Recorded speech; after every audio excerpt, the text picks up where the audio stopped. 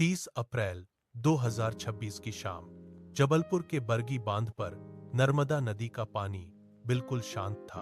पानी की सतह पर सूरज की आखिरी किरणें तैर रही थीं। किनारे से एक टूरिस्ट क्रूज धीरे धीरे आगे बढ़ी।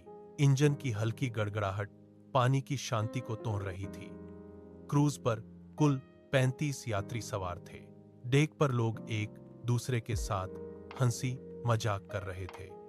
कुछ यात्री रेलिंग के पास खड़े होकर पानी की लहरों को देख रहे थे।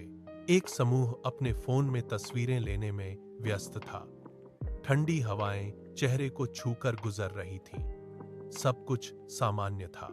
कोई नहीं जानता था कि यह यात्रा कुछ ही देर में किस दिशा में मुड़ने वाली है। यात्री अपनी सीटों पर आराम से बैठे थे। दूर पहाड़ियों के पीछे ढलते सूरज को निहार रहे थे। क्रूज का कैप्टन अपनी जगह पर स्थिर था। नाव पानी के बीचों बीच अपनी गति से बह रही थी। यह एक सुखद शाम की शुरुआत थी। अचानक क्षितिज पर बादलों का रंग गहरा हो गया। देखते ही देखते आसमान में काले बादलों की एक मोटी परत फैल गई। हवा की गति अचानक बढ़ गई, जिससे पानी की सतह पर हलचल मच गई। क्रूज के डेक पर खड़ी रेलिंग जोर से कांपने लगी। यात्रियों के हाथ से फोन छूटकर नीचे गिर गए। हवा के तेज झोंकों ने क्रूज को एक तरफ धकेलना शुरू कर दिया। क्रूज का संतुलन बिगड़ने लगा और वह दाईं ओर झुक गई। कैप्टन ने तुरंत कंट्रोल रूम की ओर कदम बढ़ाए।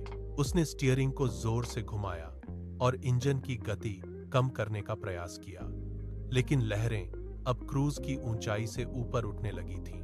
पानी का एक तेज थपेड़ा डेक के ऊपर से गुजरा और फर्श पर फैल गया। कैप्टन के माथे पर पसीने की बूंदें चमकने लगीं। उसने दोबारा नाव मोड़ने की कोशिश की, लेकिन क्रूज का भारी ढांचा पानी के दबाव के सामने बेबस हो गया। हर तरफ से शोर बढ़ने लगा। डेक पर मौजूद लोग एक दूसरे का सहारा ढूंढने के लिए इधर उधर भागने लगे। क्रूज का झुकाव और बढ़ गया और अब वह लहरों के बीच अनियंत्रित होकर डगमगाने लगी। अगले ही पल क्रूज एक तरफ पूरी तरह झुक गई। धातु के टकराने की तेज आवाज के साथ डेक का सामान पानी में गिरने लगा। क्रूज का पिछला हिस्सा पानी के अंदर समा गया। डेक पर मौजूद लोग फिसलकर रेलिंग से टकराए। चीखें गूंज उठीं। लोग सीटों के नीचे दबी लाइफ जैकेट निकालने के लिए एक दूसरे के ऊपर चढ़ने लगे। कुछ जैकेट फंसी रह गईं। पानी का बहाव इतना तेज था कि लोग एक दूसरे का हाथ थामे नहीं रख सके। लहरें एक झटके में लोगों को क्रूज से दूर खींच ले गईं। एक पिता ने अपने बच्चे का हाथ पकड़ने की कोशिश की, लेकिन पानी का एक बड़ा थपेड़ा उन्हें अलग कर गया। लोग पानी की सतह पर संघर्ष करते हुए दिखाई दिए। देखते ही देखते क्रूज पूरी तरह से जलमग्न हो गई। पानी के ऊपर केवल बुलबुले और बिखरा हुआ सामान तैर रहा था।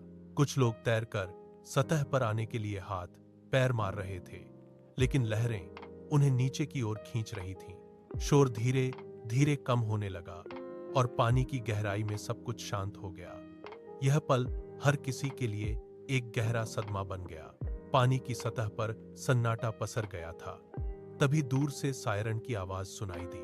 पुलिस और स्थानीय गोताखोरों की टीम मौके पर पहुंची।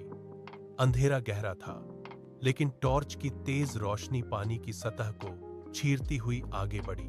गोताखोरों ने रस्सियां पानी में डाली। उन्होंने एक एक करके लोगों को बाहर खींचना शुरू किया। पानी की लहरों के बीच से 25 लोगों को सुरक्षित किनारे पर लाया गया।